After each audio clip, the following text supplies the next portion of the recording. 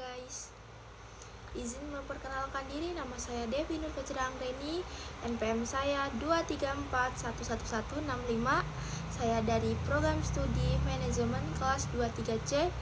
Di sini di video ketiga saya akan membahas tentang materi pengelolaan organisasi. Yang pertama kita bahas tentang pengertian pengelolaan organisasi. Apa sih pengertiannya itu? Ada yang tahu tidak?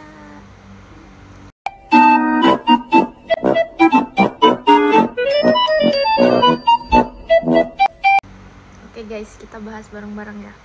Pengelolaan organisasi adalah proses merencanakan, mengorganisir, memimpin, dan mengontrol sumber daya dalam organisasi, baik itu sumber daya manusia, keuangan, atau material. Untuk mencapai tujuan organisasi, ini melibatkan beberapa aktivitas seperti penentuan tujuan, pembuatan strategi, koordinasi antara anggota tim, dan evaluasi kerja. Proses pengelolaan organisasi ini membutuhkan pemahaman yang baik tentang bagaimana organisasi berfungsi, bagaimana individu dalam organisasi berinteraksi, dan bagaimana untuk mencapai efisiensi dan efektivitas. Pengelolaan organisasi juga melibatkan penyelesaian masalah dan pengambilan keputusan serta beradaptasi dengan perubahan lingkungan bisnis. Yang kedua, kita membahas tentang jenis pengelolaan organisasi. Pengelolaan organisasi dapat dibagi menjadi beberapa jenis berdasarkan struktur, fokus, dan pendekatannya.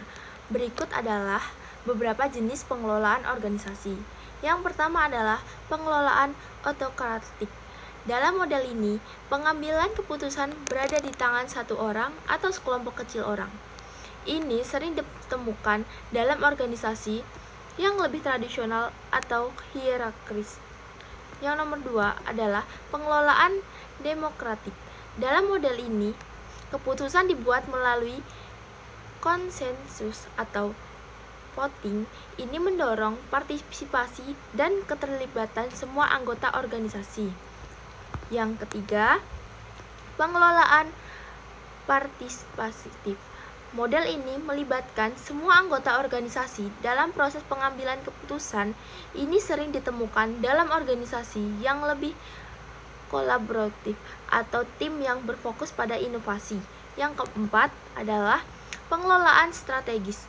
Fokus utama dari model ini adalah perencanaan jangka panjang dan pengembangan strategi untuk mencapai tujuan organisasi.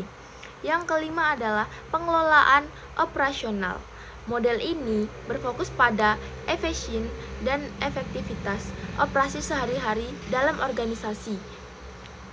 Setiap jenis pengelolaan memiliki kelebihan dan kekurangan sendiri, dan organisasi sering menggunakan kombinasi dan beberapa jenis ini tergantung pada tujuan dan struktur mereka. Dan yang terakhir adalah membahas tentang fungsi pengelolaan organisasi. Fungsi pengelolaan organisasi sangat penting untuk memastikan operasi sehari-hari berjalan lancar dan tujuan organisasi dapat dicapai.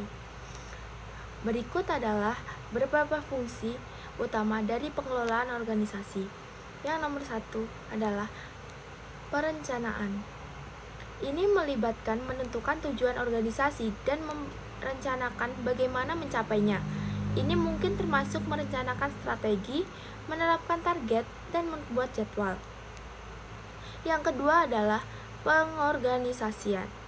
Fungsi ini melibatkan peraturan, sumber daya, dan tugas dalam organisasi.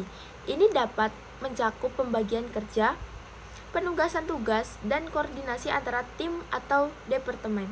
Yang ketiga adalah pemimpinan. Ini melibatkan pengarahan dan motivasi anggota organisasi. Fungsi ini sangat penting untuk memastikan semua orang bekerja menuju tujuan yang sama dan merasa termotivasi untuk melakukannya. Yang keempat adalah pengendalian. Fungsi ini melibatkan pemantauan dan evaluasi kerja organisasi. Ini mungkin termasuk pelacakan kemajuan terhadap tujuan, mengevaluasi kinerja individu atau tim, dan membuat penyesuaian jika diperlukan. Setiap fungsi ini saling berhubungan dan penting untuk suksesnya organisasi. Oke, mungkin cukup itu saja materi yang kita bahas hari ini. Jika ada salah kata atau salah pengucapannya, saya mohon maaf.